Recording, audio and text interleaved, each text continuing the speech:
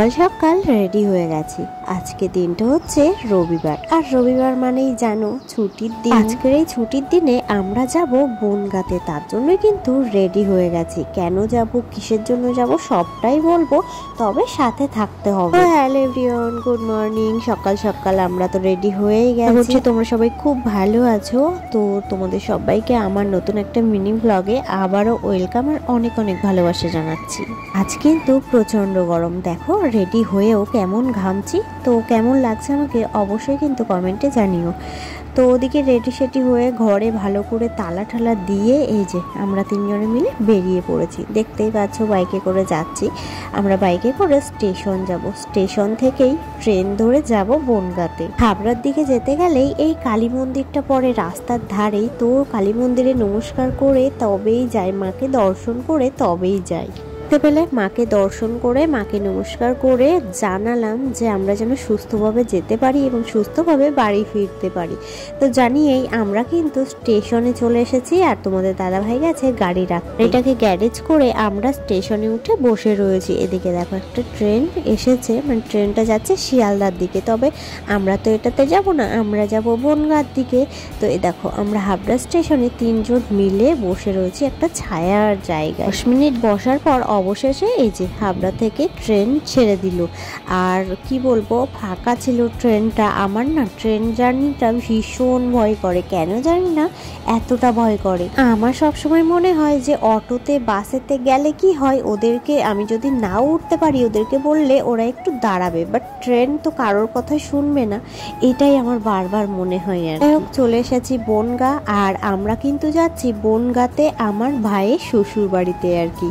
তো এই first time যাচ্ছি, মানে ওর বিয়ে হয়েছে এই 2 বছর, মানে 2.5 বছর হয়ে গেল আর কি। তো এই ফার্স্ট টাইম আমরা এলাম, সেই বিয়েতেই এসেছি, আর এই ফার্স্ট টাইম এমনভাবে এলাম আর কি। বলে ওদের ওখানে ছিল হরিনাম কীর্তন, ওদের বাড়ির পাশেই বিরাট এক মাঠ রয়েছে, সেখানে অনেক বড় করেই হয় হরিনাম, তার জন্যই আমরা এসেছি। এছাড়া আজ যেহেতু ছুটির দিন তাই জন্যই এসেছি, আবার কালকেই চলে যাব।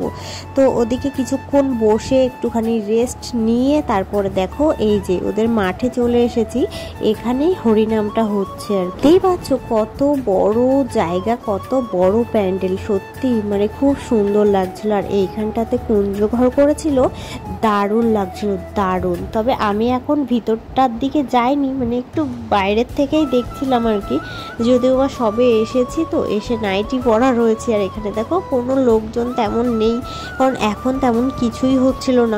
এই মাঠেই ওদের কিন্তু এরকম কীর্তন হয় প্রত্যেক বছর বৈশাখ মাসে। তো প্রত্যেক বছরই ভাবি আসবো আসবো, তবে আশা হয়ে ওঠে না। আর এই গোপালটাকে দেখো এত সুন্দর লাগছে দেখতে, মানে চোখ সরানো যাচ্ছে না। আর কি সুন্দর করে সাজিয়েছে চারিদিকটা, বলো তাই না? অবশেষে এবছরই এলাম আর কি। তো এখানে দাঁড়িয়ে মানে পাখার সামনে দাঁড়িয়ে একটুখানি হাওয়া টাওয়া খেয়ে এদিক ওদিক ঘুরে চলে গেছিলাম বাড়িতে। বাড়িতে গিয়ে খাওয়া দাওয়া করে রেস্ট নিয়ে সন্ধ্যেবেলা চলে এসেছি।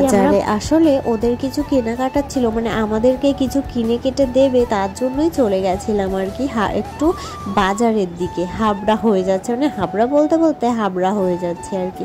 তো দেখো ওখান দিয়ে কেনাকাটা করে, মানে বাজার থেকে কেনাকাটা করে আবারও এই যে মানে মাঠে চলে এসেছি।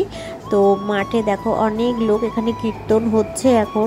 বাজার থেকে বাড়িতে এসে মাঠে চলে এসেছি। আর এদিকে দেখো আমাকে দেখতে কেমন লাগছে, সুন্দর একটা লাল শাড়ি পরে নিয়েছি, আর দিশার হার দিশার কানের সবটা পরিয়ে আমাকে সাজিয়ে দিয়েছে। এমন হার কানের আমি খুব একটা পরি না, তো যাই হোক। এইদিকে দেখো যেহেতু এখন সন্ধ্যাবেলা, সেহেতু কত লোক বসে কীর্তন শুনছে, দেখতে পাচ্ছ। মাঠটা যেমন বড় তেমনই কিন্তু প্রচুর লোক হয়। যাই হোক, আজকের এই ছোট মিনি ব্লগটা তোমাদের ভালো লেগে থাকলে অবশ্যই ভিডিওটাতে লাইক করে দিও, সুন্দর করে কমেন্ট করে দিও, চ্যানেলটাকে সাবস্ক্রাইব করো।